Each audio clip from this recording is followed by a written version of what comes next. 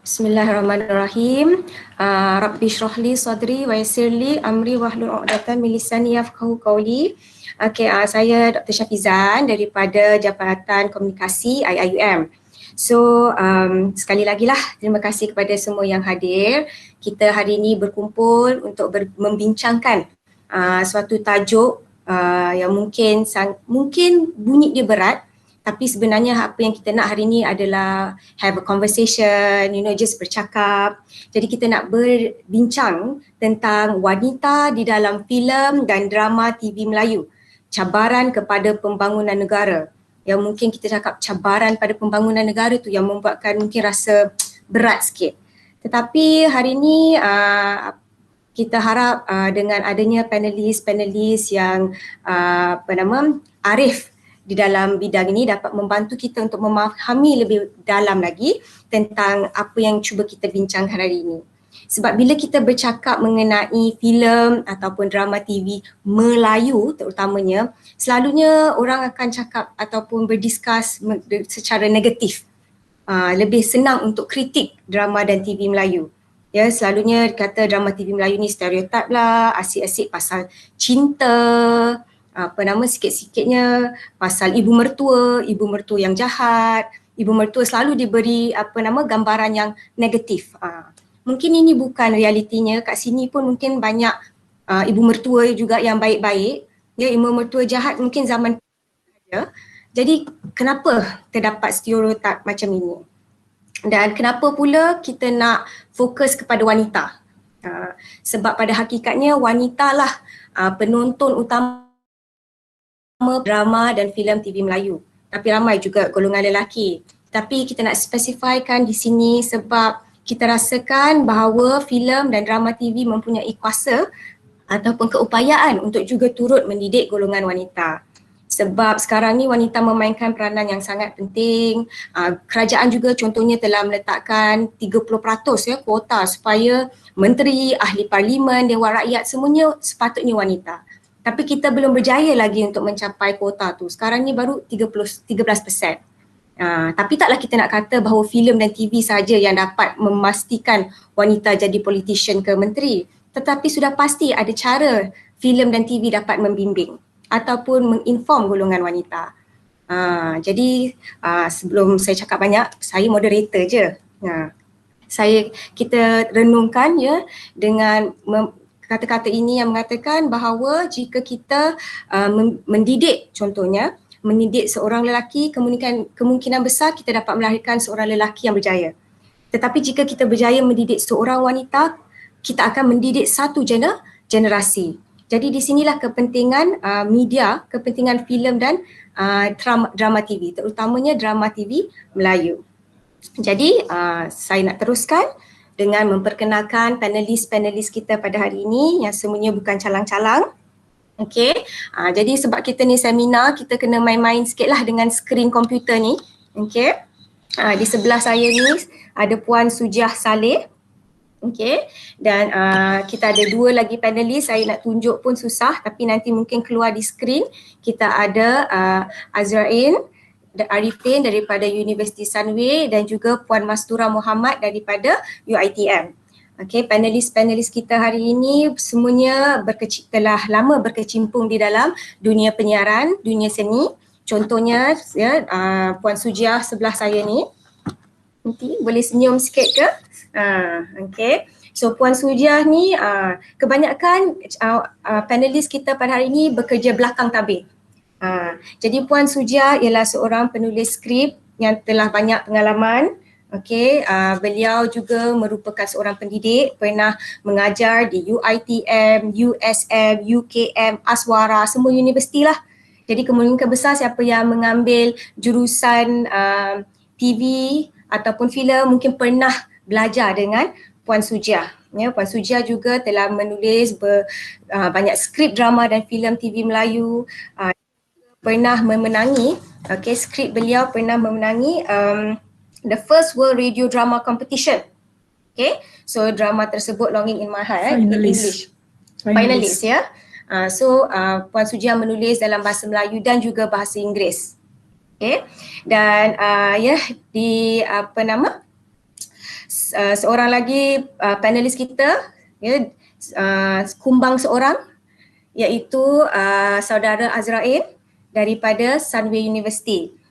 Saudara Azrain bukan sahaja seorang ahli akademik, beliau juga seorang pembikin filem yang berjaya dan juga award winning, okay, drama pendek beliau yang bertajuk On the Streets of London yang kita boleh lihat di YouTube, okay, pernah memenangi anugerah. Okay, dan beliau juga pernah bekerja di dalam industri, di Finas, di RTM dan juga di New Straits Times. Okay, dan currently buat masa ini beliau sedang menjalankan kajian juga menghasilkan drama pendek mengenai Sufism. Mungkin kejap lagi saudara boleh terangkan dengan lebih sekali lagi lah. Dan yang terakhir kita ada Puan Mastura daripada UiTM. Puan Mastura juga pernah terlibat di dalam industri ini dan juga sekarang seorang pensyarah dalam filem, ya, filem dan juga creative writing. Sekarang ni beliau sedang menjalankan kajian untuk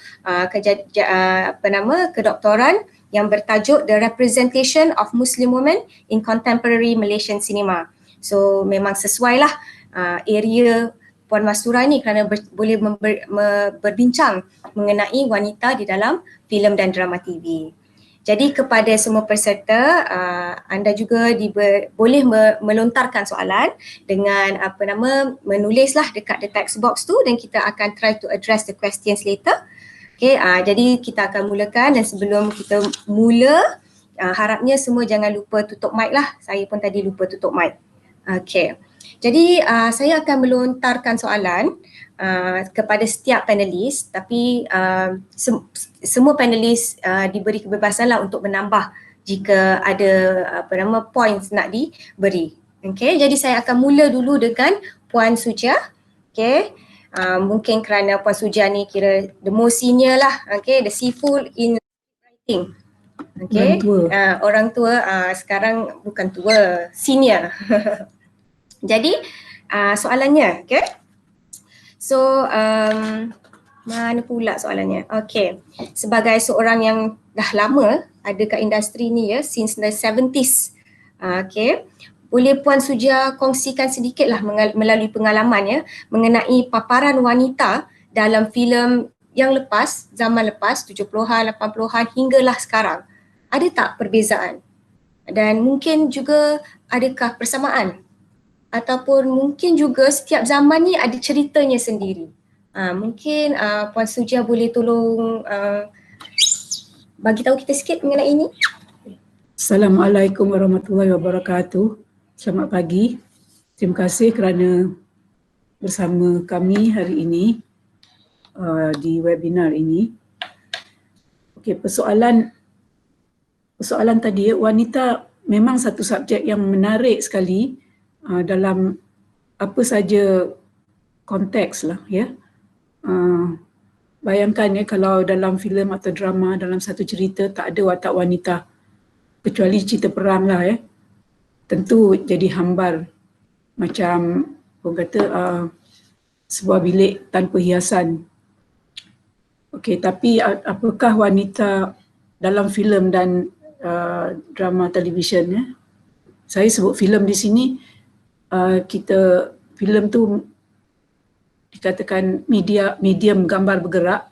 So filem televisyen tu samalah, kalau sebut filem tu sekali lah dengan televisyen. Apa tadi, wanita yang okey, mereka bukanlah saja penyeri, ya. Saya kata tadi kalau tak ada wanita jadi hambar, tapi kalau wanita,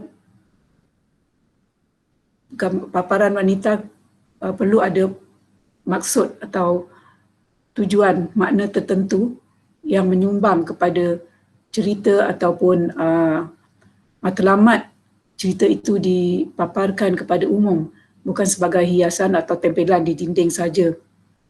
Baik, sejak, kalau dikatakan sejak zaman 70-an, zaman dulu pun, ya, zaman sebelum 70-an, kalau kita sebut 70-an ni ada signifikannya sebab pada tahun 70-an lah industri filem Melayu berpindah tapak dari Singapura ke Malaysia. ya, di studio Studio Merdeka, dipanggil Studio Merdeka Hulu Kelang, di mana Finas sekarang. Okey, paparan wanita dalam medium gambar bergerak ni, filem dan televisyen, memang sejak dari mula lagi mereka diberi peranan. Tapi peranan penting atau tidak?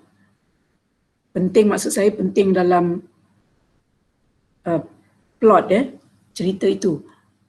Kalau kita lihat dari dulu sampai sekarang, mungkin senarionya berbeza dari segi latar belakang, keadaan zaman dah berbeza, ya, daripada orang yang kalau tahun 50-an, 60-an,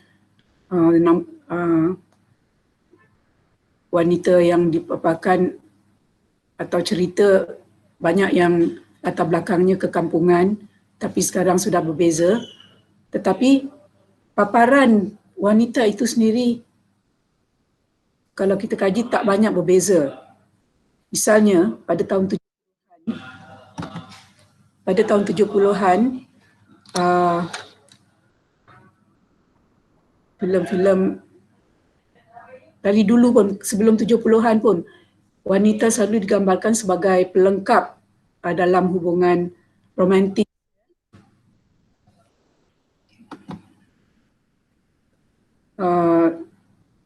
Dan selalunya dipaparkan sebagai objek yang menjadi rebutan lelaki.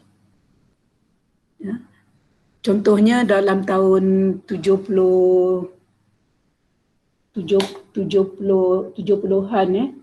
Bunga Padi Berdaun Lalang dan cerita Si Buta. Ini cerita yang berlatar belakangkan kampung lah zaman dulu-dulu. Watak wanita waktu siapa, Baiduri ke apa namanya, jadi rebutan.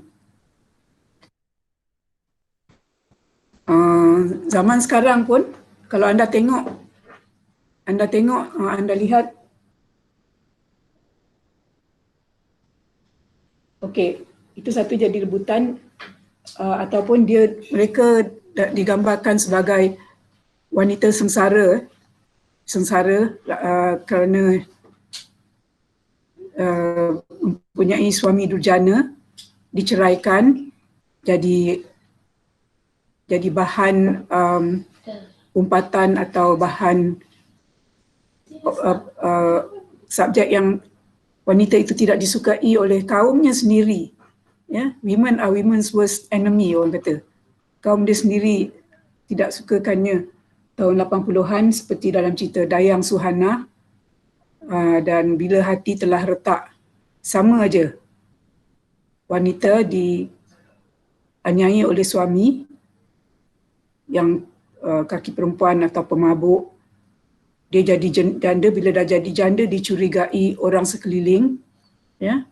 Bila Hati Telah Retak juga begitu. Wanita itu diceraikan, dia seorang bidan kerajaan, disukai oleh lelaki-lelaki di kampung tempat dia bertugas dan dicurigai oleh perempuan-perempuan di kampung itu, terutama bidan kampung. Ya, sama saja. Kalau zaman ni anda tengok cerita di televisyen, kalau 10 cerita yang anda tengok, saya jenis ni yang mengikuti, kerana saya berada dalam industri. Kalau dalam 10 tajuk,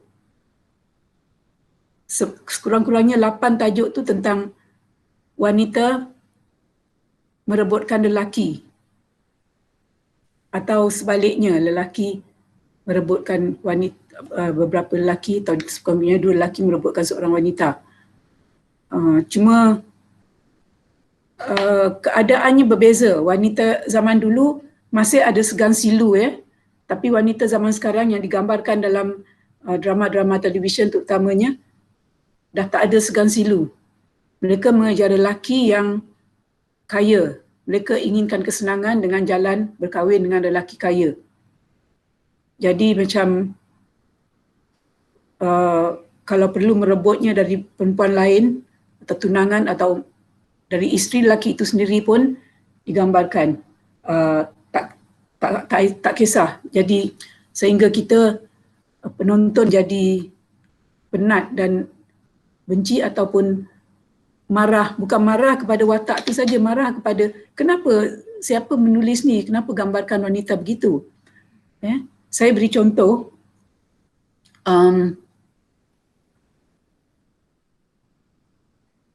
cerita-cerita yang ialah yang 2-3 bulan lepas ataupun tahun lepas, mungkin anda ada menonton, mungkin anda setuju dengan saya, cerita Leon Zalika.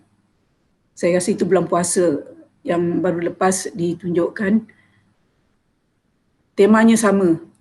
Bukan tak boleh ada tema tu, tapi cerita tu itulah saja ceritanya. Dari awal sampai akhir, seorang perempuan berbuat apa saja, bergabung dengan perempuan lain dan seorang lelaki lain untuk merebut, memporak-perandakan, memutuskan hubungan suami isteri Leon dan Zalika kerana mereka berkehendakkan kepada pasangan masing-masing tu. Daripada awal sampai akhir itulah sahaja ceritanya. Kemudian ada cerita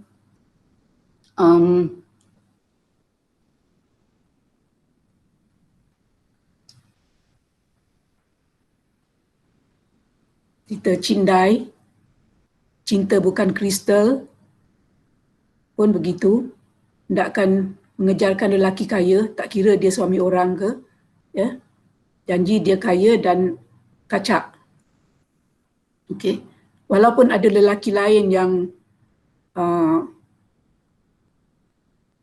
tidaklah sekaya tapi taklah miskin, tak mau yang tu. Nak ahli korporat yang kaya. Jadi saya rasa macam setiap kali wanita itu digambarkan begitu, maknanya wanita yang digambarkan begitu bukanlah bukan orang kampung yang tak berpelajaran, tapi orang yang sudah terdedah dengan pelajaran di luar negara, yang berpelajaran lah. Saya jadi macam rengsa, sebab itu generasi yang digambarkan adalah generasi kita sekarang ni, dan tidak kurangnya lah ibu-ibu mertua, sama ada baik atau yang tidak baik. Anda boleh tahu dengan tajuk-tajuk menantu yang diiktiraf. Kemudian ada Pergilah Air Mata. Itu semua saya rasa ditayangkan tahun lepas, pada awal tahun lepas atau pertengahan. Kemudian ada cerita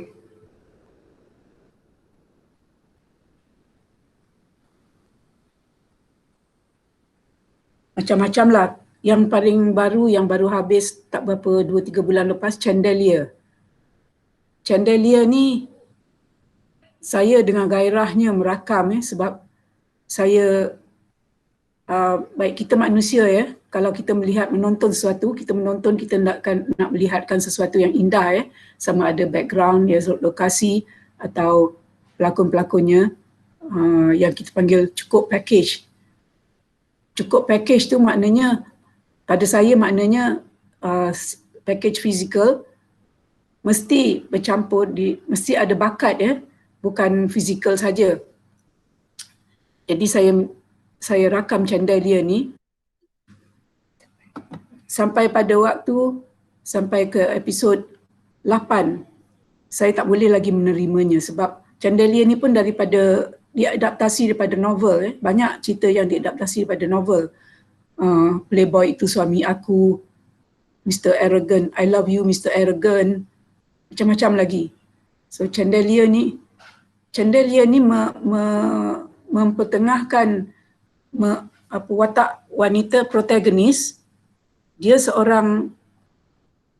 bukan wanita yang baik pada saya, walaupun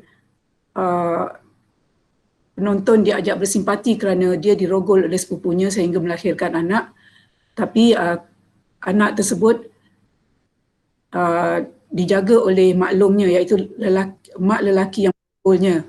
dan maklumnya menyuruh dia ke bandar ke Kuala Lumpur untuk menjadi pelacur, perempuan simpanan, sebab nanti dapat banyak duit, kena hantar duit balik kampung. Kalau tidak, anaknya akan dipengapakan. Okey, saya kira itu nak mengajak audiens bersimpati. Tetapi dia digambarkan sebagai seorang penipu, tipu sana, tipu sini, tak habis-habis menipu kerana nak menyelamatkan keadaan, nak menyembunyikan keadaan dia sebenar bahawa dia mempunyai seorang anak hasil sebab dirogol. Kemudian dia pernah menjadi perempuan simpanan seorang ahli korporat yang betul sayangkan dia dan ingin mengahwininya, tapi dia dah jatuh cinta kepada orang lain. Tetapi kepada kedua-dua lelaki ini dia menipu. Dia tipu, dia tak jujur. Jadi saya tak boleh, walaupun untuk hiburan saya tak boleh nak menontonnya lagi. Dan saya rasa saya tidak suka anak-anak muda perempuan-perempuan muda zaman ni nak meniru kelakuan seperti itu. Betul, kamu jadi perempuan simpanan, pelacur high class orang kata, tentu dapat banyak duit tapi tak ada jalan lain ke? Itu tak patut digalakkan. Okey, baik ya. Nampaknya Puan Sujah telah beri kita satu gambaran ya sejak tahun 70-an, 80-an hingga sekarang. Walaupun yang berubah ya bila kita bercakap mengenai watak wanita ni ialah hanya the kosmetik je. Tapi ceritanya wanita seperti nampaknya wanita still digambarkan dalam keadaan yang lemah, negatif. Jadi apakah ini merupakan satu identiti drama atau filem Melayu ya bila kita meletakkan wanita. Wanita ni perlu menipu ataupun perlu menjadi mangsa, is either this extreme. Jadi mungkin kita boleh menyampaikan soal permasalahan ini kepada saudara Azrain ya, kerana sebagai seorang pembikin filem, pembuat filem, mungkin dia boleh memberitahu kepada kita ya, adakah ini merupakan satu identiti filem atau drama tempatan, ataupun filem dan drama tempatan ni, filem drama Melayu ni ada identiti ke? Terutama lagi sebagai seorang pembikin filem moden, filem alaf baru, mungkin saudara Azrain boleh compare lah apa identiti drama filem Malaysia. Mungkinkah masih ada identiti lebih-lebih lagi sekarang ini kena kebanyakan filem atau drama Melayu terpaksa compete dengan streaming, YouTube, Netflix, and then sekarang ni orang Melayu ni semua pun dia tengok ya, filem Bollywood, filem Philippines, filem drama, and yang terbaru ni of course Korean. Jadi mungkin saudara Azrain boleh help us lah to understand this better. Mana ya saudara Azrain kita tadi? Mana? Ke live ke tadi? Kejap ya. Azrain, are you there?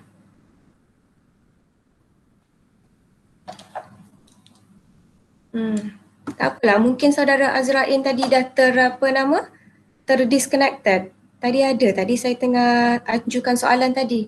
Tak apa, kita teruskan. Mungkin kita boleh ajukan soalan pada Puan Mastura ya. Puan Mastura? Ya, saya ada. Okey, mungkin Puan Mastura boleh on camera supaya para peserta kita dapat melihat suara yang bercakap. Jadi Puan Mastura ni sebagai seorang analisis lah dan juga menjalankan kajian akademik filem. Mungkin Puan Mastura bersetuju ke dengan apa yang dikatakan oleh Puan Sujiah tadi tentang bagaimana wanita digambarkan di dalam filem Melayu? Adakah hanya sebagai watak tempelan, watak lemah, ataupun mungkin ada kelebihan di dalam drama dan TV filem Melayu? Silakan. Assalamualaikum dan salam sejahtera. So kita santai-santai je, saya akan berkongsikan apa yang saya ketahui kepada semua yang hadir pada hari ini. Okay, untuk makluman semua, saya rasa dalam kita membicarakan isu pemaparan watak wanita di dalam filem-filem, khususnya filem Melayu, kita tidak dapat lari daripada persoalan sosio budaya agama dan termasuk juga politik. Dan apabila kita membicarakan sama ada betul ataupun tidak watak-watak wanita ini dipaparkan secara stereotype. Of course, saya mengakuinya memang kalau kita tengok daripada sejarah industri perfilman tanah Melayu sekitar 1930-an, watak wanita telah merupakan peranan utama. Peranan yang penting dalam penciptaan filem Melayu yang dihasilkan. Dan lambatkan peranan-peranan yang berbentuk seperti Kia Jacques, Wipis, Nestapa Lara, misalnya dalam filem-filem seperti Dayang Senanda, Arwah Putih, Ikan Emas, Bella Manda. Jadi filem-filem ini memang kebanyakannya menempatkan wanita-wanita berada di ruang lingkup domestik dan menjadi pendamping. Dan di era 80-an juga kita dapat tengok filem-filem seperti mana yang Puan Siti Nurhaliza cakap tadi, filem-filem seperti Hati Telah Retak, Kabur Setengah Hari, Dia Ibuku.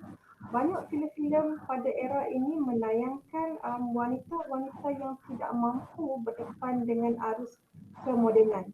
Yang mana kemodenan itu diukur dari perspektif Western. Jadi kalau mereka berbaju kurung, duduk di rumah, memakai tudung, mereka dilakukan sebagai wanita yang tidak moden. Suara masa jauh? Clear tak? Clear tak? Better lah. Okay. Better lah I think. Sekejapkan muka saya kat komputer sebab skrin saya besar ni. Saya tak sama dengan web. Okay. Mungkin depan sikit lah. Era 1970-an, 80-an tadi. Filem-filem ni mengukur, pada saya the way filem mengukur pemaparan watak wanita ini. Contohnya wanita yang tidak moden itu dianggap sebagai watak yang lemah kerana dia tidak berhadapan, kerana dia tidak boleh comprehend dengan isu modernity. Ada juga dipaparkan pada era ini filem-filem yang memaparkan wanita yang sanggup meninggalkan keluarga kerana mengejar populariti ataupun kerjaya di kota besar Kuala Lumpur. And Kuala Lumpur selalu menjadi latar tempat yang mana kita ataupun pelakon-pelakon wanita ini mengejar arus kemodenan. Dan seterusnya saya juga nak menyentuh sama ada pemaparan ini merendahkan martabat golongan wanita secara terus kepada ruang lingkup masyarakat kita. Dan dalam konteks perfilman sendiri tu, we do believe that film is the strongest weapon or bullet dalam konteks perfilman. Namun pada saya dia tidaklah mempengaruhi adat dan sosio budaya yang besar kepada masyarakat setempat. Namun kita perlu sedar filem ini dia ada sifat yang melebih-lebihkan, exaggeration. Dan wanita ni, sedangkan di luar sekarang, dalam konteks sekarang, wanita dah ramai wanita yang jauh keterhadapan. Tetapi subjek-subjek yang melibatkan wanita yang jauh keterhadapan ini jarang dijadikan sebagai subjek utama di dalam bidang di dalam filem ataupun di dalam layar. Dan kita juga perlu sedar sifat-sifat yang melebihkan ini kadang-kala boleh memberi persepsi. From my point of view, such a representation at this stage, it may evoke the idea of how a woman should conduct their life.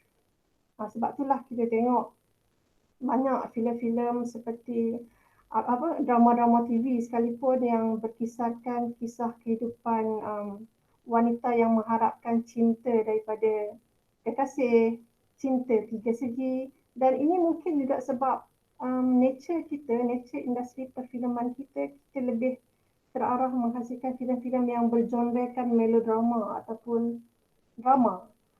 Kita jarang sekali kita dapat tengok filem-filem seperti Cinderella ataupun filem-filem yang jauh lebih besar dari segi cinematic representation-nya.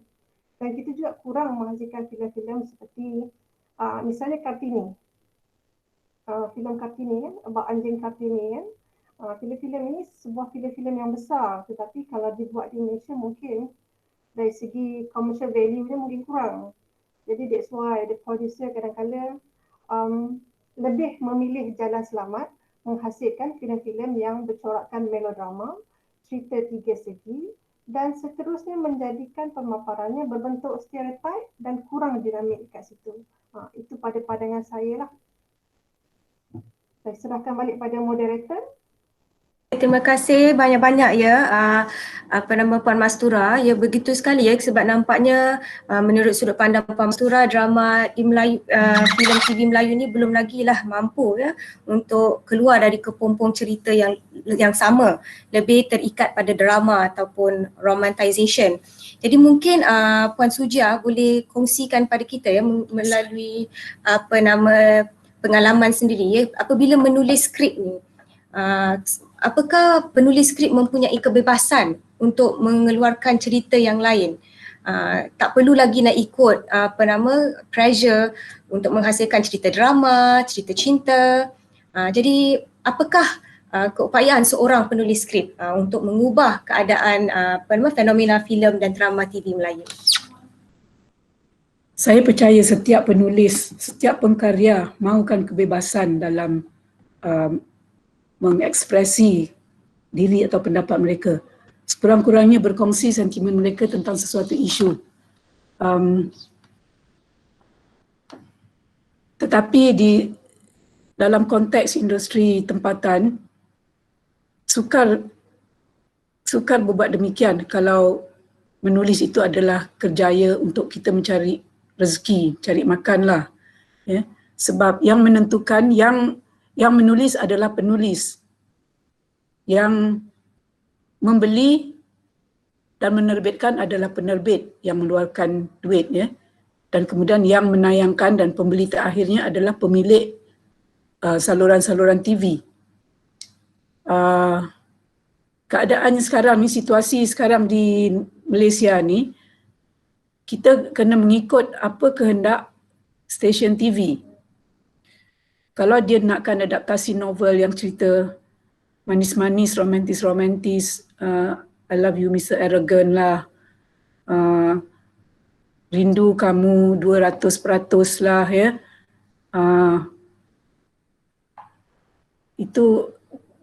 Itulah yang disogokkan. Kalau tidak, orang kata terlepaslah rezeki, tak dapatlah nak bayar bil, ya. Jadi penerbit juga terikat, ya, kerana mereka menerbitkan dan mereka terpaksa menjual kepada stesen yang menayangkan. Stesen pun ada alasan sendiri, dan alasan yang kita dengar dari dulu lah, daripada lebih pada 10 tahun dulu, kuasa penentu adalah pengiklan. Pengiklan ni adalah sumber utama pendapatan stesen-stesen TV, ya. Jadi kalau pengiklan difahamkan bahawa pengiklan turut campur tangan dalam memilih siapa pelakon, siapa pengarah, selain daripada cerita macam mana. Jadi bagaimana para pengkarya hendak melakukan sesuatu sebebas-bebasnya jika mereka masih bergantung, kami masih bergantung kepada stesen-stesen TV untuk membelinya. Tapi kalau untuk layar besar, ya, untuk panggung untuk sinema, itu adalah percaturan yang anda perlu meyakinkan pengeluar dana atau penerbit. Selalu yang mengeluarkan dana adalah penerbit, bahawa cerita yang anda tulis itu akan pecah panggung atau memujuk penonton datang ke panggung, bayar, beli tiket dan tonton. Okey, ini bukan mudah, ya, bagi penerbit yang perlu mengeluarkan 2-3 juta ringgit untuk menerbitkan satu filem yang kalau untuk break even, orang kata untuk pulang modal pun mereka kena, kalau mereka membelanjakan 3 juta, mereka kena kutip dari panggung sebanyak 2 kali ganda, sekali ganda 6 juta untuk balik modal, kerana 50 atau 60% daripada kutipan itu akan diberi kepada terpaksa diberi kepada pemilik panggung.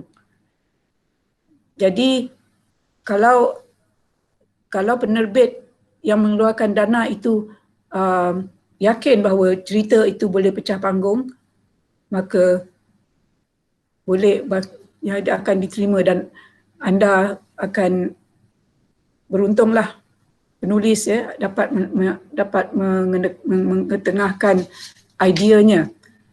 Saya sendiri belum pernah ada peluang untuk skrip saya diterbitkan dalam filem. Kalau pernah dulu ada orang nak memberi dana, tetapi kalau ditanya apa yang saya boleh beri keyakinan, jaminan apa, saya hanya boleh beri jaminan kerja yang sebaik mungkin yang saya boleh lakukan. Tetapi kalau dia nak beri jaminan bolehkah saya dapat balik duit saya dan untung, itu satu jaminan yang saya tidak boleh, yang saya tidak dapat beri, atau siapa-siapa pun tak dapat beri.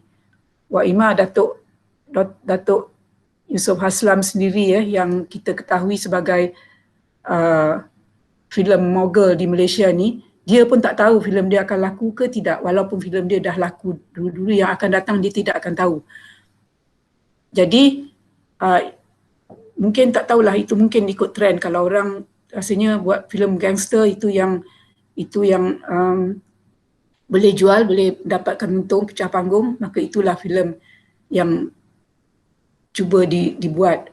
Kalau filem yang tak siapa yang tahu, filem Hantu Kak Limah balik rumah, terutama yang kedua, boleh pecah panggung sampai begitu sekali, 30 juta atau lebih, yang saya sendiri belum sempat menontonnya. Saya menonton Hantu Kak Limah balik rumah yang pertama tu, yang itu pun kita tak tahu apa yang ada dalam kepala audiens yang buat cerita, apa dalam cerita ni, tapi mereka datang. Maksudnya kalau yang sampai berpuluh-puluh ribu tu yang dikutip, maknanya ada penonton yang menonton lebih dari sekali. Saya teruja ketika filem KL Gangster ditayangkan, belum sampai seminggu dia dah kutip 10 juta. Maka saya pergilah ke panggung. Bukan mudah bagi orang yang sudah berumur nak pergi pengwayang tengok pula cerita gangster tapi kerana kita dalam industri pergi juga. Dan saya rasa apa yang menyumbang kepada jumlah koleksi ini ialah kalau filem tu pecah panggung, harga tiket pun akan meningkat. Kalau tiket tu selalu RM10, bila dah pecah panggung harga dia akan jadi RM15, RM18, RM20, atau kalau tak silap saya cerita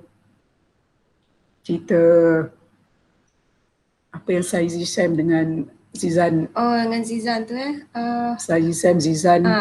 Saya pun boleh terlupa pula nama cerita dia. Cerita aksi lah, polis Evo. Kepolisian. Polis Evo. Harga tiket selepas koleksi minggu pertama yang berpuluh-puluh juta adalah RM28. Kita tengok wayang bukan seorang diri. Kita akan ajak seseorang, teman, atau teman mungkin dia boleh bayar sendiri. Kita ajak anak-anak, kita lah bayar, bukan duit tiket aja. Sekali lagi nak makan, nak popcorn, nak apa-apa kan. Jadi, tapi ini menyumbang kepada koleksi. Setiap kali ada koleksi sedemikian, saya sebagai orang dalam industri, saya berasa gembira sangat. Walaupun saya tak dapat apa-apa, tapi gembira untuk teman-teman yang dalam industri yang berjaya. Dan kalau tak kutip cukup di panggung, saya rasa sedih sebab saya tahu betapa penerbit ni berani mengambil risiko dan tak dapat pulang modal pun. Nampaknya seorang penulis tu terikat kepada keuntungan.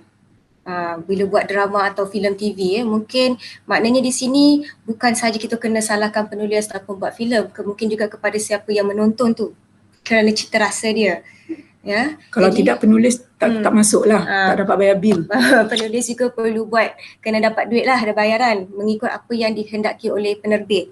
Jadi mungkin di sini, adakah saya nak lontarkan soalan ni pada Puan Mastura, mungkin kerana apabila penerbit ni lebih utamakan keuntungan, adakah mereka juga akan terikut-ikut dengan trend drama dan filem antarabangsa, mungkin daripada Hollywood ke ataupun daripada Korea ke? Ada panelis here already. Brother Azrain, are you here? Tak apa, kita teruskan dulu dengan dengan Puan Mastura tadi, berbalik pada soalan saya sebab of the pressure of trying to make profit ni, apakah lambakan filem dan drama TV import, sekarang ni kita ada K-pop especially Korean, memberi tekanan kepada penerbit tempatan untuk mengikut apa saja naratif ataupun apa saja yang tengah popular pada ketika itu? Ya, Puan Mastura? Okay, I'm back. Tadi ada dua Ya. saya bersetuju dengan Puan Fidah tadi kadang-kadang apabila membahaskan mengenai filem ni kita dapati ada isu-isu lain. Audiens mereka hanya nak tahu kualiti sesebuah filem dan mereka kerap kali membandingkan dengan luar negara. Tetapi hakikatnya keuntungan ataupun hasil yang diperolehi oleh penggiat-penggiat industri kita ini bergantung kepada, kalau filem tu memang dia bergantung kepada panggung wayang. Kalau beli hak tayangan seminggu, itulah dalam tempoh seminggu itulah, kalau tiket collectionnya bagus, maka kalau balik modal, akan balik modal. Kalau rugi, dia akan rugi dalam tempoh yang diberikan tempoh tayangan tersebut. Dan filem-filem kita juga bersaing dengan dan kalau kita tengok tadi ada soalan tentang dengan adakah filem kita ataupun producer kita mengikut trend. Saya rasa ya, sebab kalau kita tengok sebelum ini filem-filem seperti Ayat Cinta yang memaparkan Islamic representation ataupun wanita-wanita Muslim, yang mana kemudian kita follow that trend sebab kita producer kita sudah mula berani untuk invest kepada watak-watak yang sedemikian, jalan-jalan cerita yang berfokuskan Islamic issue. Kita tengok Ayat Cinta kan pada era 2000, bagaimana wujudnya banyak filem-filem seperti Perempuan Berkalung Sorban,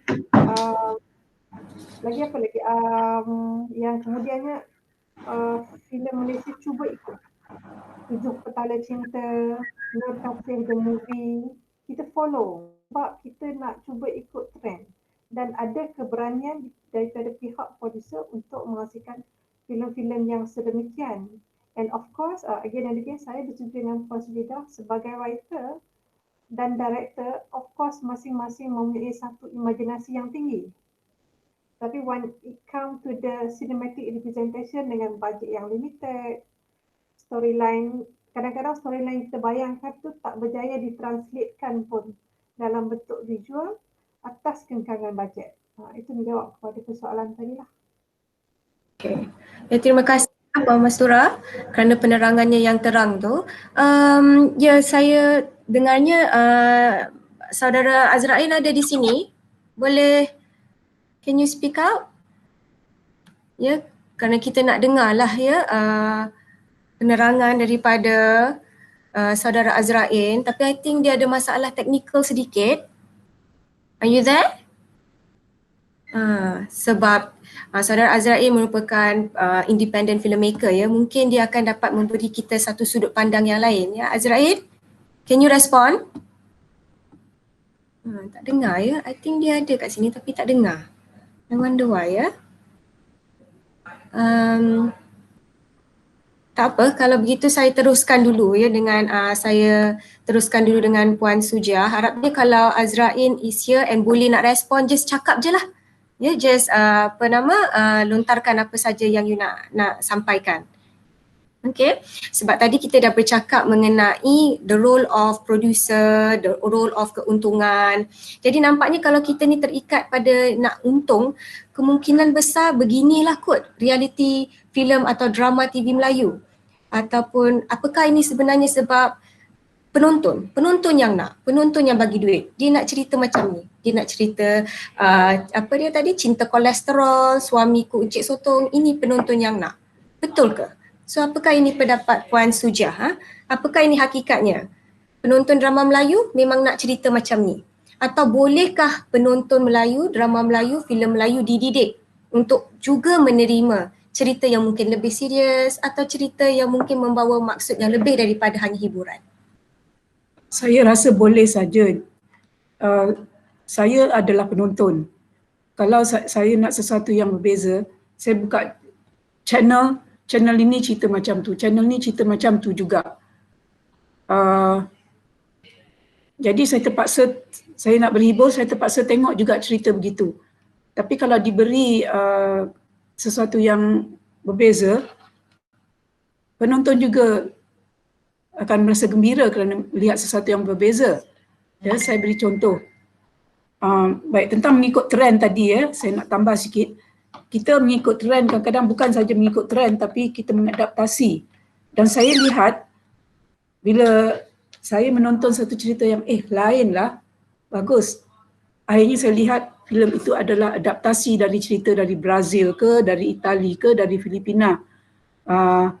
Jadi maknanya idea orang luar berbalik, ini nanti dilontarkan balik kepada penulis lah seperti saya.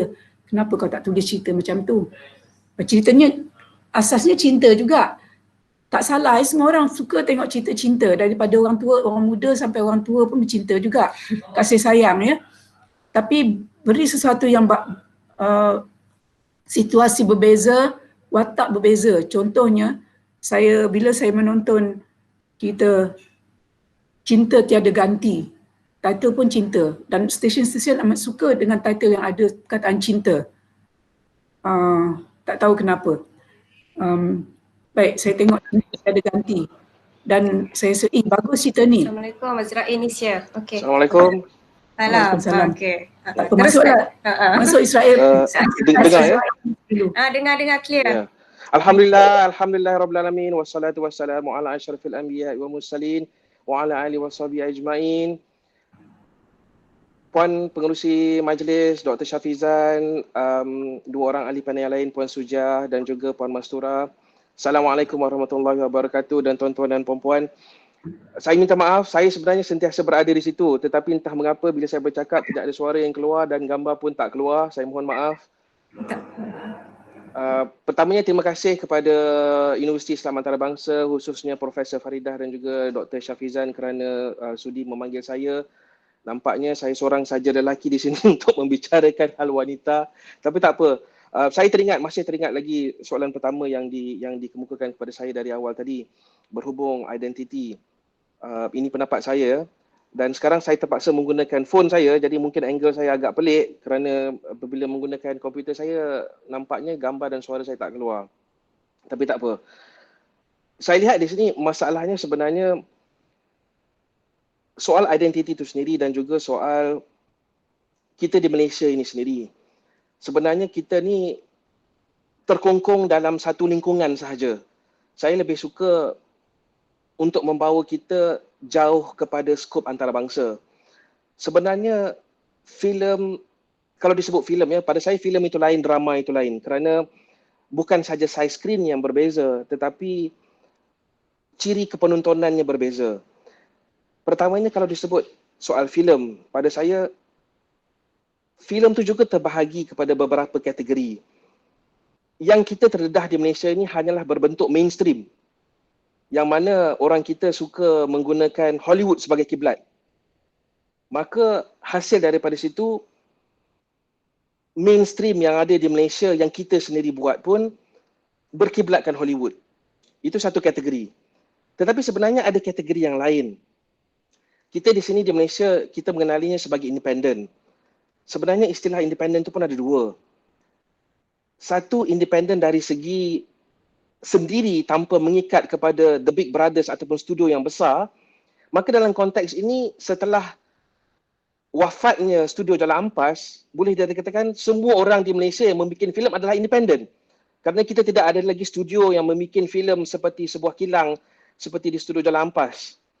Di Hollywood, masih wujud the big brother studio yang membuat filem secara masses. Tetapi istilah independen yang lebih sesuai dengan kita di sini ialah independen bermaksud dari segi mereka tidak membawa konten ataupun isi yang sama dengan istilah mainstream. Itu dari segi filem.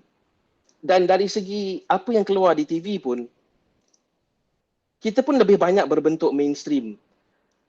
Apa yang berbentuk mainstream di sini pada saya hanya terikat dengan satu saja cara menyampaikan cerita menerusi visual yang bergerak.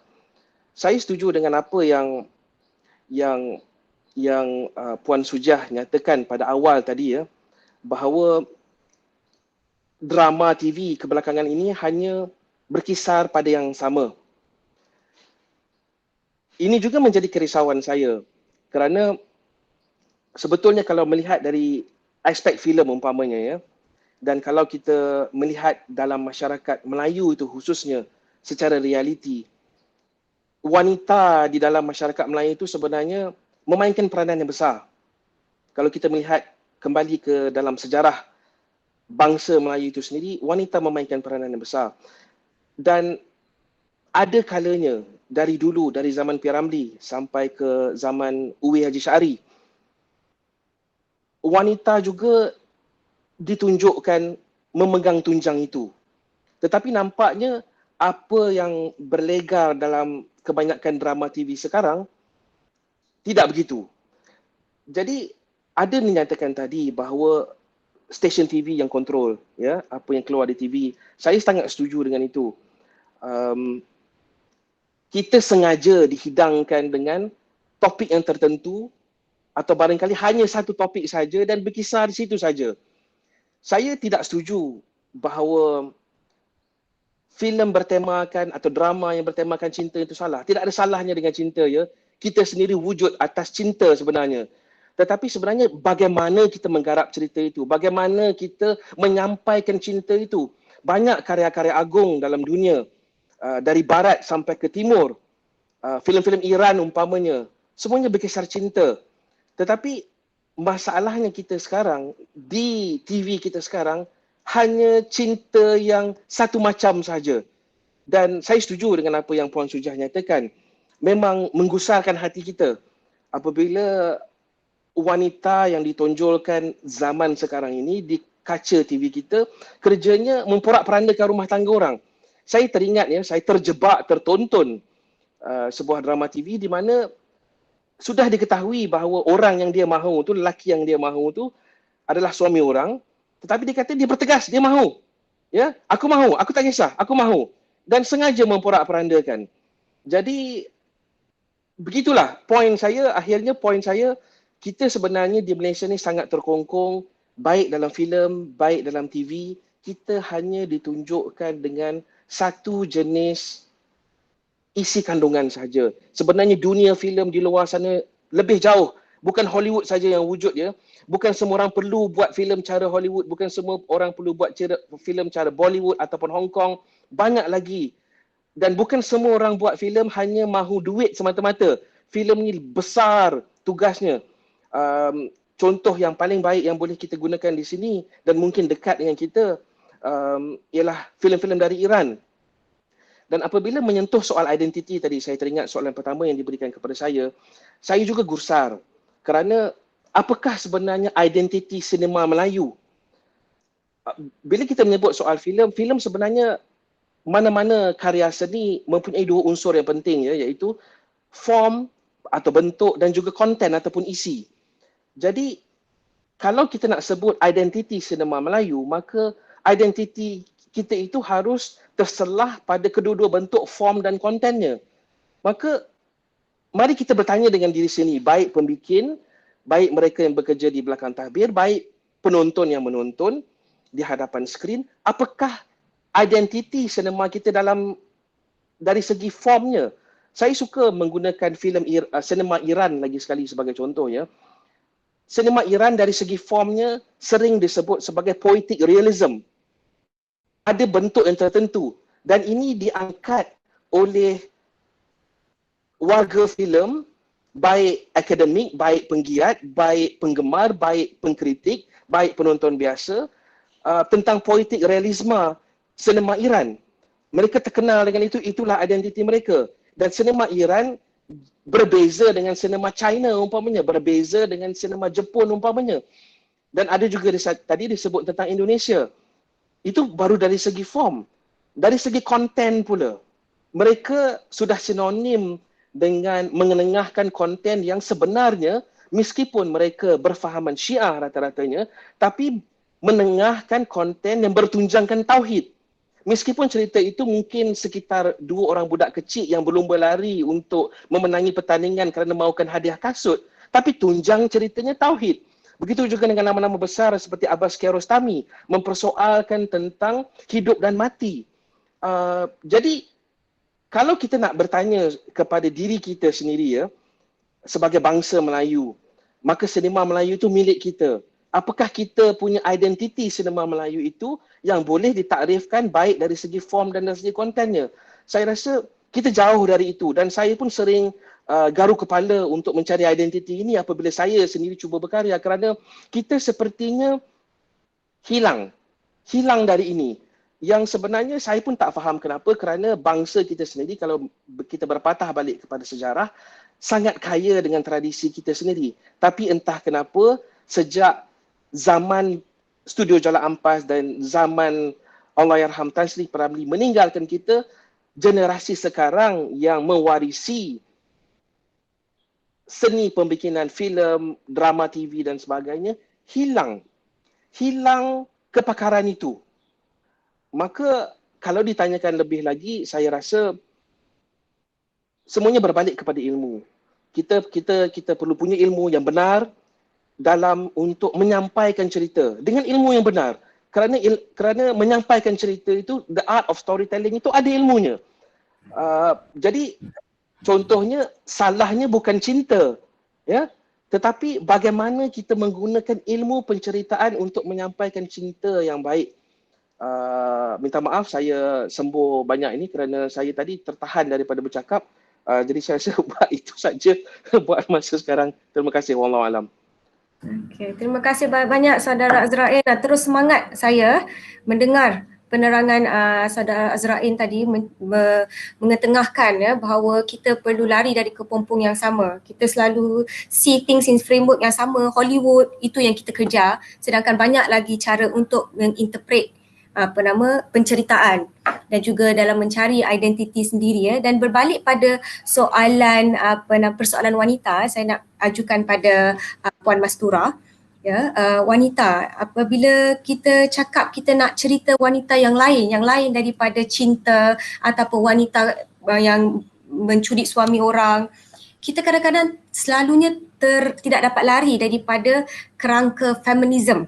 Okay, feminisme yang selalunya dilihat mencabar stereotip wanita. Tapi apakah feminisme ni sesuai apabila kita berbincang mengenai paparan wanita Melayu Islam yang mungkin identitinya tak sama dengan wanita Barat. Contohnya lah kalau drama tu memaparkan seorang wanita yang patuh pada suami dia. Walaupun suami dia ni memang durjana lah sangat, kan kita selalu tengok lah kalau tak mak mentua suami, jahat sangat. Tapi dia setia. Dan kita pun marah, apalah kau ni bodoh sangat. Apakah itu suatu yang sebagai suatu yang negatif ataupun itu isteri soleha mempunyai dia punya own kekuatan sendiri? Mungkin Puan boleh terangkan sedikit. Ya, terima kasih pada soalan tersebut. Feminisme, soalan yang kadang-kadang agak sensitif dalam konteks masyarakat Islam di Malaysia. Tetapi pada saya daripada perspektif akademik, sekarang ni kita dah melangkaui feminisme pun, kita dah post feminisme. Namun tidak dapat dinafikan di luar sana ada gerakan-gerakan seperti Islamic feminism yang cuba melihat kedudukan wanita daripada perspektif agama, iaitu Islam sendirilah. Maksudnya inspirednya daripada feminism from Barat tetapi diberi branding kepada Islamic feminism. Tetapi pada saya dalam konteks ini, jelas ke? Ada yang cakap suara saya tak jelas tadi? Boleh dengar So dalam konteks penyelidikan, ini saya sentuh bukannya di ruang nyata, tetapi dalam konteks penyelidikan apabila sesuatu naskah akademik yang dihasilkan yang menyentuh tentang kedudukan wanita ataupun representasi wanita di dalam filem, adakah kerangka teori feminisme boleh diaplikasikan? Pada saya, kita kena merujuk teks itu ataupun filem tersebut sama ada sesuai atau tidak. Dia kena tengok konteks. Dan kita juga ada sebelum-sebelum ni Ada juga teori-teori seperti Judith Butler, gender is performativity, Spivak, yang mana kita ambil dan kita guna pakai. They are not Muslim. Kerangka yang dicadangkan pun bukannya Muslim, tetapi kerangka yang dicadangkan untuk melihat perspektif lokal ataupun budaya setempat yang mempengaruhi kedudukan wanita tersebut. Cumanya when it comes to feminism ni, sebab dia ada beberapa gelombang, dia menjadi sensitif. Dia dilabelkan sebagai tidak Islami. Namun pandangan saya dalam konteks penulisan akademik, kalau filem yang dipilih itu contohnya filem itu tidak menyentuh langsung elemen-elemen Islamik, maka mereka boleh saja mengaplikasikan teori-teori daripada yang mereka rasakan sesuai. Ini termasuklah teori-teori Bockwell, teori-teori yang diguna pakai, diaplikasikan. Dalam akademik kita tidak mengambil setiap satu komponen yang dicadangkan itu sebagai, maksudnya kita tidak mengaplikasikan secara direct ciri-ciri. Misalnya Western feminism, kita tidak aplikasikan secara direct, tetapi kita argue, kita hujah, kita debat dan sesuaikan dalam konteks kajian kita. Sebab ini di peringkat sarjana muda ke atas ni, saya rasa agak tak sesuai kalau kita ambil satu feminism, kita cuba nak mencari. Kita cuba nak fit in. Pada saya, that is out of context lah. So sama ada feminism ataupun daripada teori-teori western yang lain, tengok teks yang kita nak kaji tu. It's all about context and konteks pendidikan. Itu pandangan saya. Terima kasih Puan Mastura. Maknanya feminism ni very broad lah, tidaklah boleh kita salahkan atau nak katakan totally opposite dengan budaya kita di sini ya. Dan since Saudara Azrain baru datang, kita bagi dia soalan lain pula ya. So apa pula pendapat saudara mengenai konteks ni juga ya? Adakah wanita Malaysia ni ataupun adakah Malaysia, masyarakat Malaysia sudah bersedia untuk menerima watak wanita yang lantang, yang berlawanan dengan stereotip wanita Melayu yang lembut dan bersopan santun? Mungkin dulu kita ada Yuwe Syari, ya, dia ada melahirkan filem yang berani seperti Perempuan, Isteri dan sekarang dah boleh sebut lah kot Jalang ya. Dulu tak boleh sebut pun, kena ... Okay, atau Buai Laju-Laju. Dia dikecam kerana dikatakan mengeksploit seksualiti wanita. Tapi sekarang pula kita ada cerita contohnya Daulat yang meletakkan watak seorang wanita yang mampu menggoyahkan politik negara.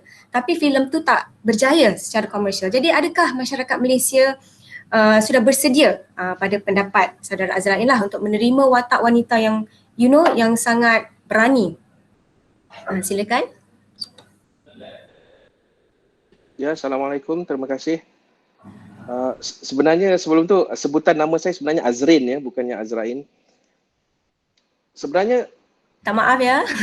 Tak apa. Pada saya sebagai seorang pembikin, kalau kita mahu mengenengahkan baik cerita mahupun watak, tak kira lelaki ataupun perempuan, pada saya yang terbaiknya kita kena bertanya balik kepada diri kita. Kita ni siapa sebenarnya? Ya. Kalau kita mengaku kita Melayu, dan yang paling pentingnya kalau kita mengaku kita ni Muslim, maka sudah tentu karya kita haruslah Melayu dan haruslah Islamik.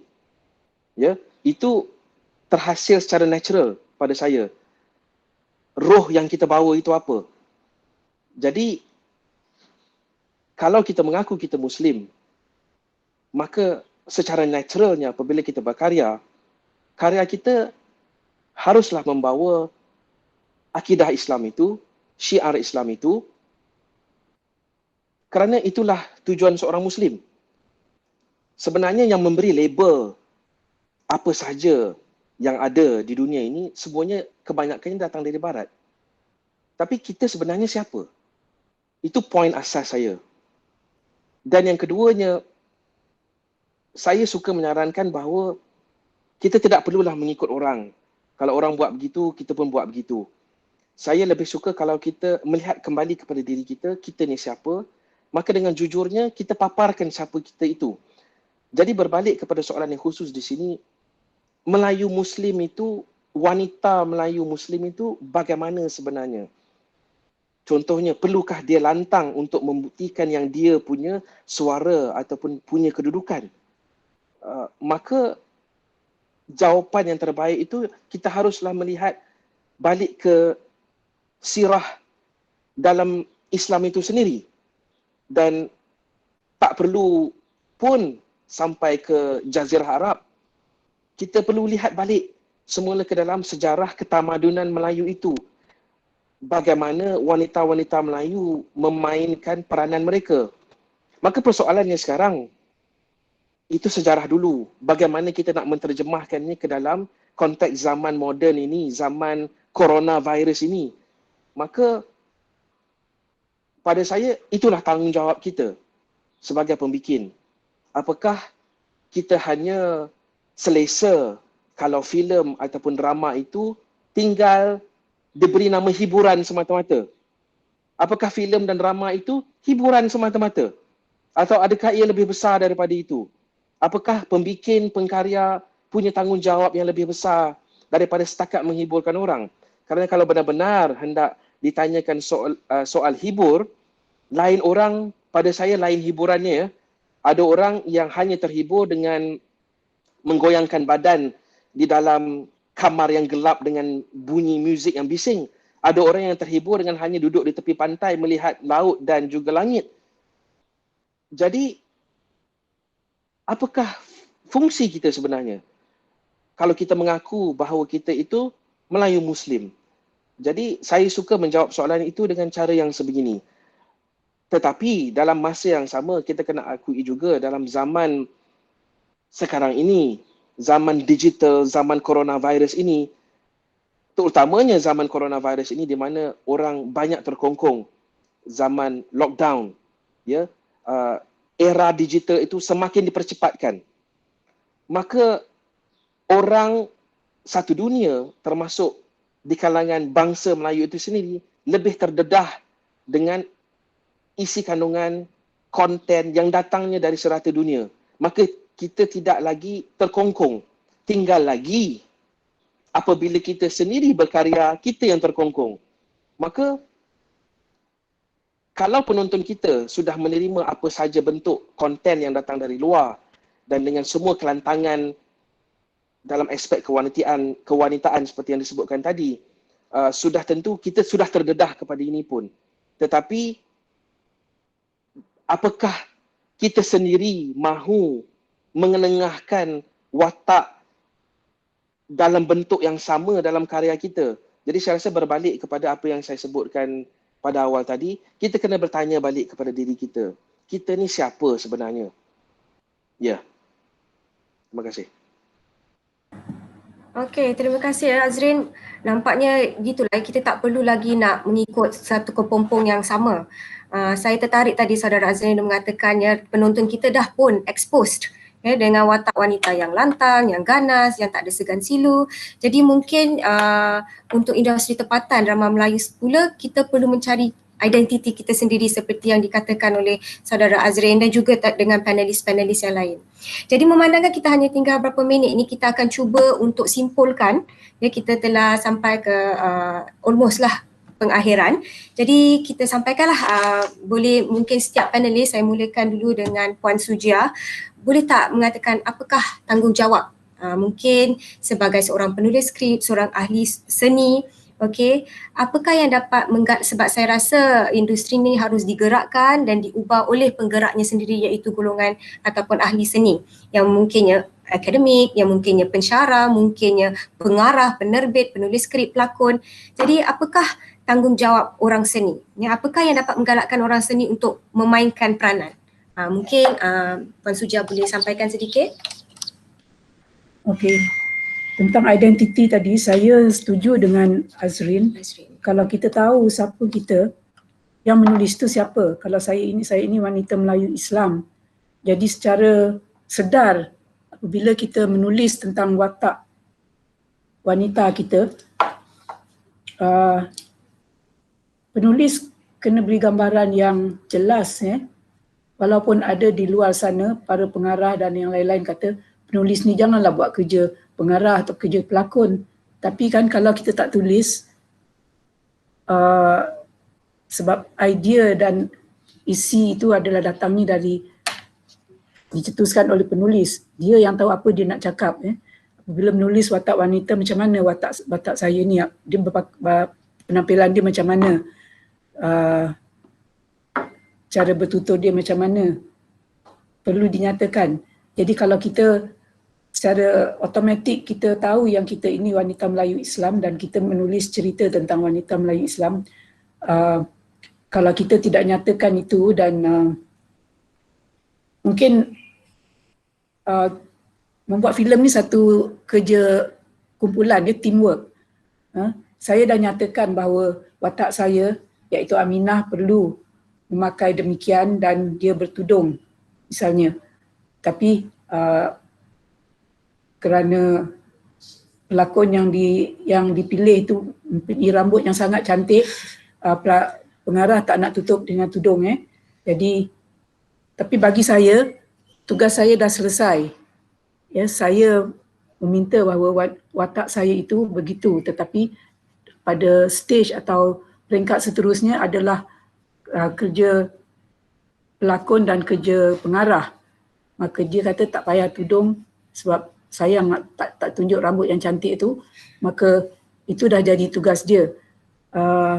Tapi saya hormat dengan mereka, ahli-ahli tim tu yang memberi kebebasan kepada pelakon. Misalnya saya dipahamkan pelakon Ombak Rindu, watak Maya Karin tu, watak itu adalah watak dia mengaji Quran di kampung. Maka dia tidak dipaksa bertudung oleh penulis ataupun pengarah, tetapi dia minta untuk bertudung. Jadi pengarah membenarkannya. Dan tadi saya ada nak mencelah pasal trend dan dari negara-negara lain. Maksud saya, bila saya tengok cerita yang diadaptasi ni, kalau cerita tu baguslah cerita ni lain, kita tengok mesti cerita adaptasi. Satu tadi saya bagi contoh, cerita tu dari Filipina, Sani Walang Nang Wakas, Cinta Tiada Ganti. Dan lagi satu lebih barulah, beberapa bulan lepas ada cerita yang bertajuk Dua Takdir Cinta. Lainlah watak yang dilakonkan oleh watak Sabrina yang dilakonkan oleh Azhar Azmi. Baguslah. Ya, watak perempuan yang bekerja sebagai maid di sebuah rumah orang kaya, dan orang kaya itu sakit. Dia ada satu anak lelaki dan satu anak perempuan. Maka dia mengambil keputusan untuk kahwin dengan Sabrina, maid dia ni. Jadi Sabrina menerima, but she is not a gold digger. Itu yang bagusnya, yang anak-anak tiri tadi risau dari mula sampai habis, risau yang harta akan jatuh ke tangan Sabrina. Memang suami dia memberikan semua harta kepada Sabrina. Pada dia, Sabrina nampak lebih bertanggungjawab, sedangkan anak-anak dia tukang penghabis saja. Jadi saya rasa tak pernah ada watak begini ditampilkan. Bahawa Sabrina akhirnya, walaupun dia dibenci dan dikecam anak-anak tiri, menyusah sehingga frame dia sebagai pembunuh kepada bapa mereka, tapi dia tetap dengan pendirian dia bahawa harta itu bukan milik dia, harta itu adalah milik waris suaminya, iaitu anak-anak mereka yang berdua. Dan akhirnya dia seorang perempuan yang berani, maknanya tak takut-takutlah, tak takut diancam, dalam masa yang sama berani menegakkan kebenaran dan yang hak patut menerima haknya. Dan itulah akhirnya cerita dia. Tapi malangnya itu cerita Brazil yang diadaptasi. Saya percaya penulis-penulis kita mampu buat begitu, tapi yang tak mampunya orang yang nak menerima. Stesen-stesen mau ke menerima. Kalau dari luar tu senang saja diterima. Kalau yang kata susah betul nak diterima. Okey, soalan tadi apa yang kita mampu buat Okey, sebenarnya perubahan tu sudah ada. Contohnya untuk meletakkan wanita pada satu gambaran yang lebih positif daripada perempuan yang dibuli, perempuan yang difitnah. kemunculan cerita Selubung oleh Syuhaimi Baba sebagai penulis dan pengarah, memaparkan watak wanita yang amat prihatin dengan keadaan dunia. Dia amat sedih dengan keadaan anak-anak Palestin yang terperangkap dalam peperangan dan hendak menolongnya, dan dia bekerja keras ya. Dia adalah wanita yang mendapat pelajaran di Australia, luar negara. Dia balik negara, dia bekerja dengan badan sukarela dan mengejar cita-cita membantu anak-anak Palestin ini. Dan kemudian Erma Fatimah wanita yang membuat filem tentang yang bertajuk Perempuan Melayu Terakhir, yang juga ada unsur-unsur keislamannya, bahawa perempuan Melayu ini bersopan, perempuan Melayu ini menghormati tradisi, dan itu digambarkan melalui watak Mustika yang dimainkan oleh Vanida Imran. Dia adalah wanita terpelajar dari luar negara juga, dengan tunangnya Engku Leh, yang ketika balik semula ke Malaysia, Tengku Leh menjadi religious extremist agama. Itu pada tahun 80-an, ada yang digambarkan cerita itu pada tahun 80-an, tapi filem ni dibuat pada akhir tahun 1999. Dan Mustika digambarkan sebagai perempuan yang bersopan santun, yang menghargai tradisi, dan walaupun dia terpikat dengan salah seorang tetamu yang datang, dia bekerja di resort bakal bapa mentua dia, ya, dengan seorang tetamu yang duda dan mempunyai anak, dan cuba memikatnya dengan anaknya. Dia teguh kepada, dia mempunyai iman, ya, teguh kepada walaupun dia tak suka apa yang tunangnya buat, ya, sebagai religious extremist yang sanggup memusnahkan harta bapaknya sendiri kerana dianggap macam panggung pertunjukan tarian tu adalah maksiat, lalu dibakarnya. Tapi Mustika tetap berharap yang dia berubah dan masih menerimanya dan menolak watak tetamu tadi, watak tamu resort dia tadi yang dimainkan oleh Izlan Yusof. Dan filem itu memberi kemenangan bukan saja di Festival Filem Malaysia tetapi juga di Pyongyang, Korea. So maknanya memang banyaklah ya telah disenaraikan oleh Puan Sujah tadi, banyak juga filem dan drama Melayu yang telah memartabatkan golongan wanita. Oh, jangan lupa cerita Embun, ya. Cerita Embun juga Erma Fatimah. Erma Fatimah. Tapi cerita itu ditulis oleh seorang lelaki, ya, Rohiman Yusof.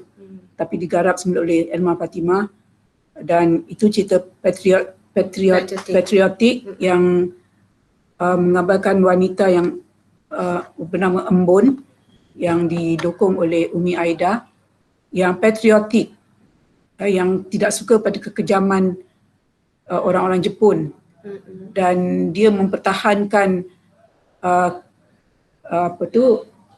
ketegasannya hingga ke titisan darah terakhir, ya. Dia terbunuh dan berjaya membunuh pegawai Jepun yang kejam ni. Okey, jadi maknanya ada golongan seni juga ada kesedaran dan juga keinginan untuk membawa perubahan. Ada, itulah saya mungkin secara kebetulan, tapi saya mungkin kita perlukan wanita untuk mengangkat wanita tetap baru. Tapi saya juga nak beri tabik hormat pada Scope Production Datuk Yusof Haslam yang pada saya mengangkat wanita ke tahap sama rata dengan lelaki dalam segi keupayaan mereka bekerja, ya. Gerak khas. Cuba kita lihat gerak khas, bukan saja wanita, ya, tetapi kita sebenarnya masalah pembangunan negara ni, masalah terbesar kita adalah negara yang berbagai kaum, dan kita perlu merentasi ni, perlu menangani masalah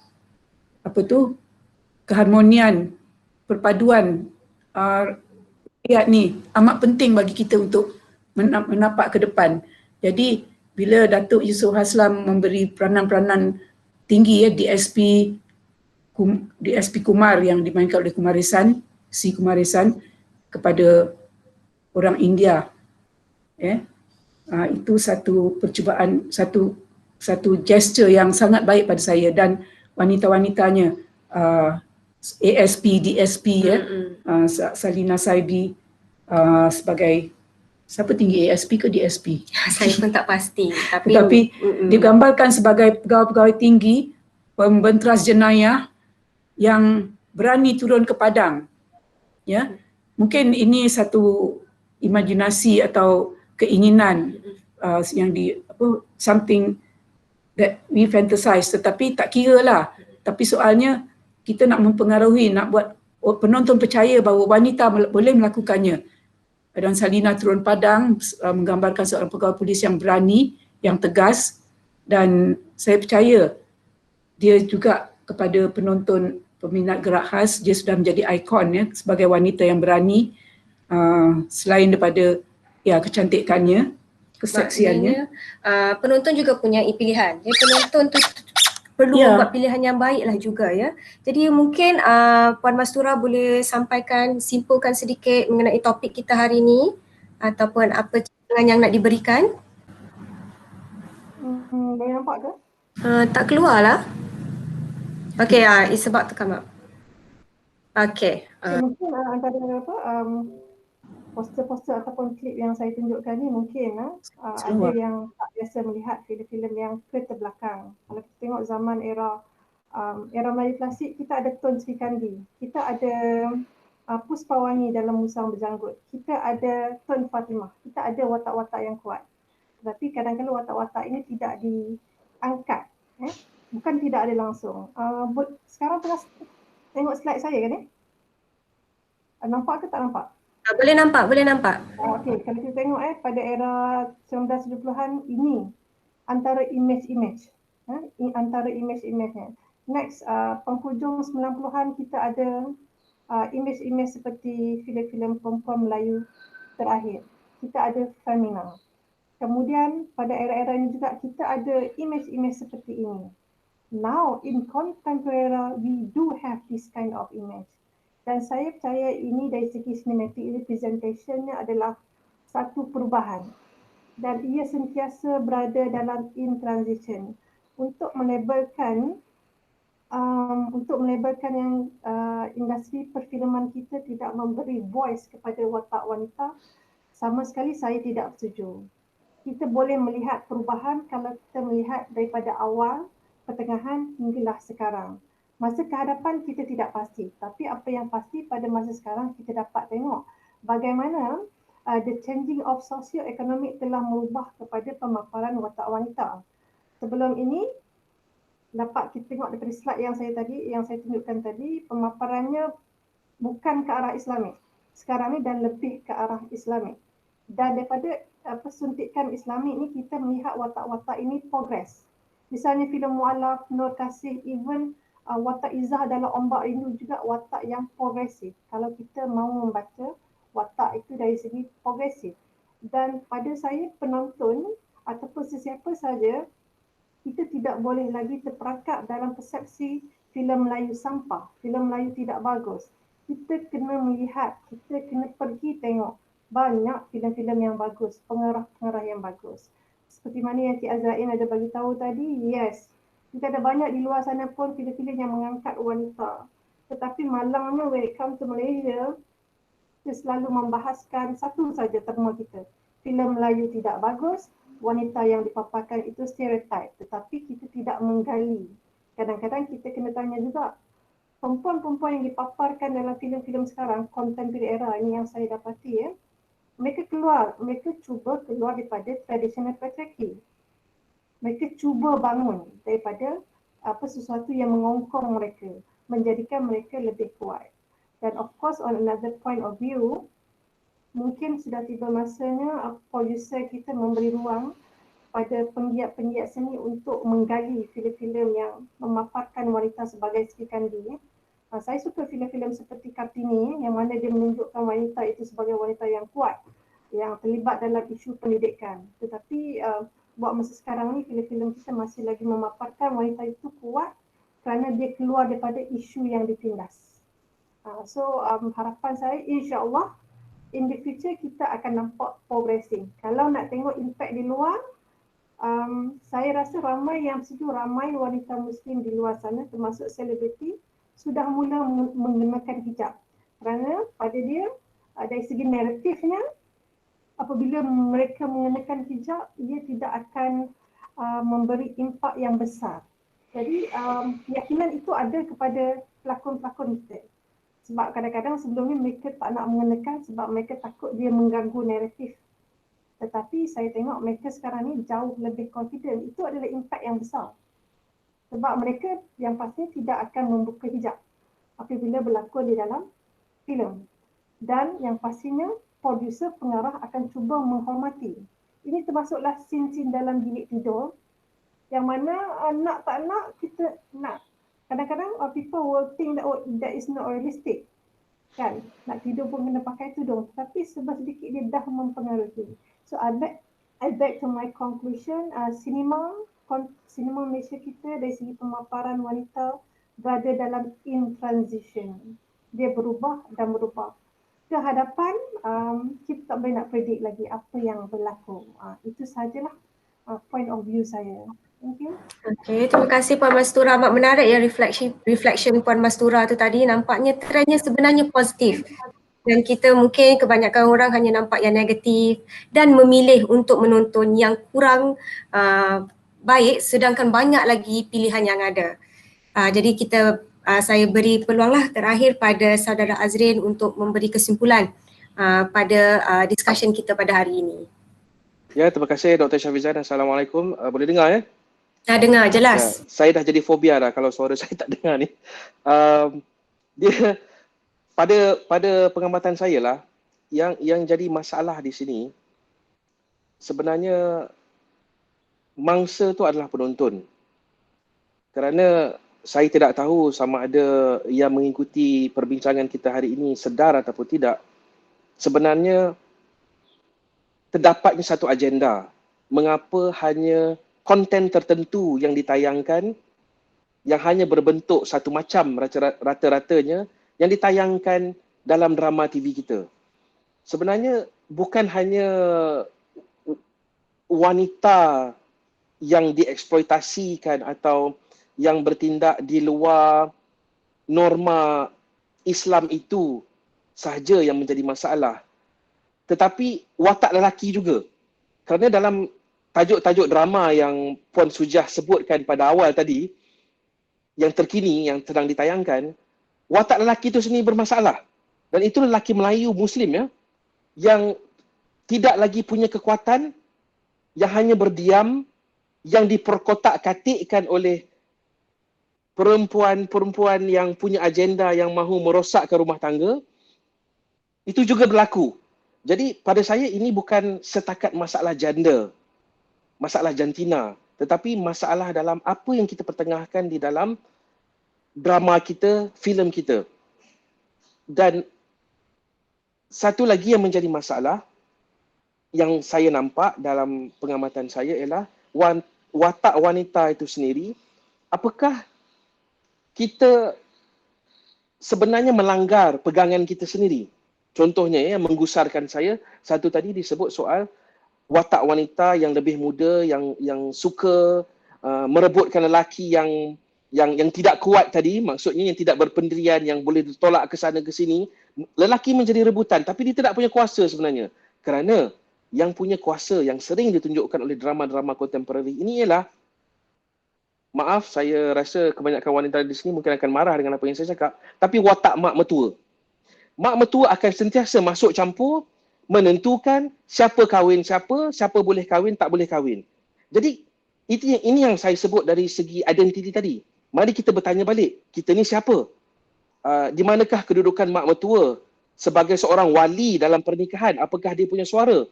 Maka mari kita tengok balik dengan apa yang kita paparkan. Adakah ia selari? Ya, sekarang satu renungan. Tetapi saya melihat mengapa konten yang sebegini ditayangkan lebih daripada satu stesen walaupun judulnya berbeza, dialunkan dengan muzik-muzik yang melodramatik kerana terdapatnya agenda tertentu. Ya. Tetapi kita tidak usah risau dengan agenda apa pun yang mereka mahu bawa menerusi kaca TV, kerana kita perlu sedar ya di sini bahawa dunia sedang berubah seperti yang Puan Mastura katakan tadi, dan kita pun harus sedar bahawa sudah diperkatakan di negara barat umpamanya, the death of TV stations. Wafatnya stesen TV station akan mati. Dan kita pun dengar dari kawan-kawan kita ya, ramai yang digugurkan dari pekerjaan baik di Astro, baik di Media Prima, kerana semuanya seperti yang saya katakan awal tadi, sekarang semuanya bergerak ke saluran digital. Begitu juga saya rasa lebih kurang sebulan yang lepas, Steven Spielberg dengan George Lucas sama-sama mengatakan bahawa panggung ataupun istilah pawagam seperti yang dilontarkan oleh Allahyarham Tan Sri P. Ramlee dulu, pawagam itu sendiri juga akan mati. Ini semua kerana internet, kerana digital. Tetapi orang akan tetap menonton konten, orang tetap mahu gambar bergerak kerana fitrah kita sebagai manusia, kita mahukan cerita. Al-Quran itu sendiri kaya dengan cerita. Memang fitrah kita sebagai manusia, kita mahukan cerita. Cuma cara kepenontonan kita berubah. Jadi, dengan pembaharuan yang sedang berlaku dan akan lebih pesat berlaku, iaitu dengan kematian stesen TV dan juga kematian panggung-panggung wayang, kita tidak perlu gusar lagi seandainya ada agenda pihak tertentu yang hanya menyajikan konten yang tertentu kepada penonton kita. Sekarang juga adalah zaman di mana hampir siapa sahaja boleh berkarya. Maka YouTube ada di situ, kita lontarkan karya kita sendiri. Maka berbalik kepada soal identiti. Kalau kita mengaku kita ini Melayu Muslim, ya, kita yang beriman kepada Allah dan mengikuti ajaran Rasulullah, maka marilah saya menyeru kepada sahabat-sahabat saya juga dan kepada diri sendiri, marilah kita membawa konten dan membina identiti yang mencerminkan kita. Dan sebenarnya tiada batasan lagi. Kita tidak perlu mengharap atau sujud pada stesen TV nanti, kerana satu hari nanti dalam masa terdekat mereka juga akan mati. Maka sebagai penutup, saya suka menutup dengan satu perkara, iaitu kita harus punya ilmu. Kalau kita tidak punya ilmu yang benar, ilmu yang secukupnya dengan apa yang sedang berlaku dalam perubahan zaman, memang kita akan ketinggalan dan kita tidak akan punya tempat. Dan yang akhir sekali, dalam dunia Islam, sudah ada sinema Iran umpamanya, sudah ada sinema Indonesia umpamanya. Maka tanggungjawab kita ialah membentuk identiti sinema Melayu. Melayu sebagai representasi kepada dunia Islam itu sendiri. Maka sinema Melayu ini tidak sama dengan sinema Iran, tidak sama dengan sinema Indonesia, tetapi sinema Melayu Muslim. Sekian, wallahualam. Okey, terima kasih Brother Azrin, ya, kesimpulan yang amat to the point. Ya, saya teringat pada suatu masa dulu ada satu kempen ya yang diberi nama Filem Kita, Wajah Kita. Jadi di situ saya rasa dia menggambarkan apa yang kita discusskan hari ini, iaitu kita perlu mencari kembali apa identiti kita sebagai seorang pembuat filem Melayu dan juga Islam. Dan telah disampaikan juga oleh panelis lain bahawa prospeknya sangat positif, banyak option, dan para penonton juga harus bijak apabila memilih bila kita nak menonton. Ya, janganlah terlalu terikut-ikut dengan apa yang kita nampak pada mainstream saja, seperti yang dikatakan oleh Brother Azrin tadi ya. Banyak lagi dekat platform-platform lain yang mana kita boleh mendapatkan konten yang lebih mungkin sesuai dengan budaya kita. Jadi kita telah pun melebihi masa ya, sedangkan mungkin kita ada questions daripada peserta. Jadi mungkin nampaknya banyak di sini ya, ada banyak 36 komen ya. Memang di sini semua peminat tegar drama dan filem Melayu. Ya, dan ramai yang setuju dan ramai yang mengatakan setujulah dengan resolusi kita pada hari ini, yang bahawa kita perlu ada identiti, dan juga saya tertarik dengan konsep sedar diri, iaitu pembikin filem juga perlu sedar diri bila membuat karya mereka. Mulakan dengan identiti diri sendiri. Jadi seperti yang saya cakapkan tadi, mungkin kita tidak punya masa lah untuk nak menjawab soalan. Jadi jika para peserta berminat atau mempunyai soalan yang lebih boleh disampaikan terus kepada panelis tertentu, bolehlah dapatkan mungkin email ke. Selepas ini saya akan sharekan email Puan Mastura daripada UiTM, Saudara Azrin daripada Sunway University. Kita juga boleh tengok filem Saudara Azrin ya dekat YouTube. Juga boleh kontak Puan Sujia melalui email. Kepada siapa yang berminat, kejap lagi kejap lagi saya share atau dapatkan daripada organizer. Jadi saya terpaksalah akhirkan dulu kita punya webinar hari ini, yang saya rasa alhamdulillah berjaya kerana berbincang mengenai topik yang saya rasa amat penting masa kini.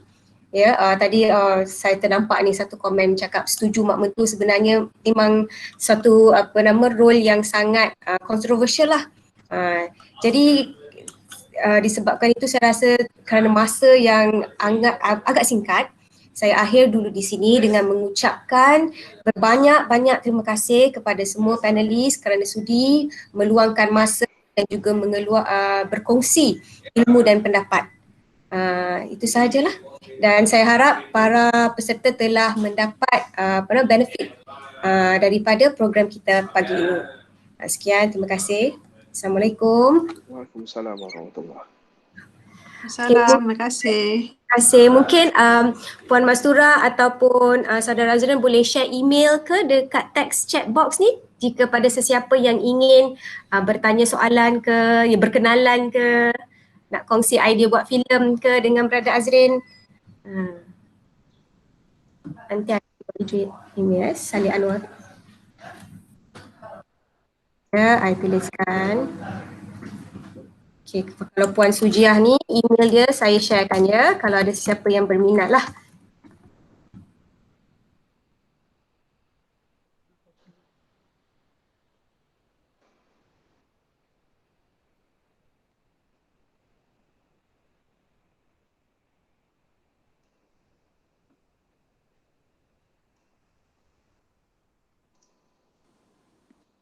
Nanti saya akan share ya recording ni.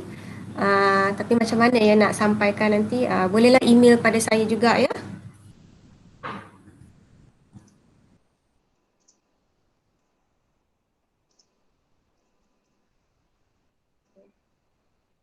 Thank you Tuan Haji Azlan.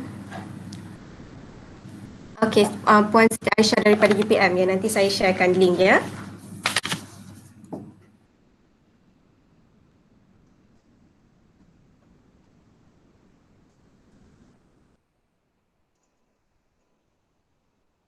Tadi Puan Mastura dah share email ke? Okay, insyaAllah ya Puan Aisyah. Jadi Puan Mastura boleh share email.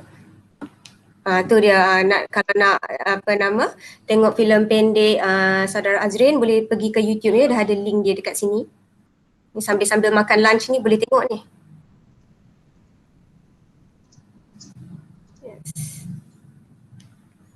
Okay, itu dia ya Saudara Puan Mastura punya email. Okay. Mungkin kat sini ada juga pelajar-pelajar yang sedang buat thesis masters ke, PhD ke, boleh berbincang-bincang lah dengan para panelis ya. Okay, jadi saya rasa semua maklumat telah dikongsi. Saya tutup untuk kali terakhir. Okay, terima kasih sekali lagi. Kita tutup dengan tasbih kafarah dan wal as. Terima kasih. Assalamualaikum.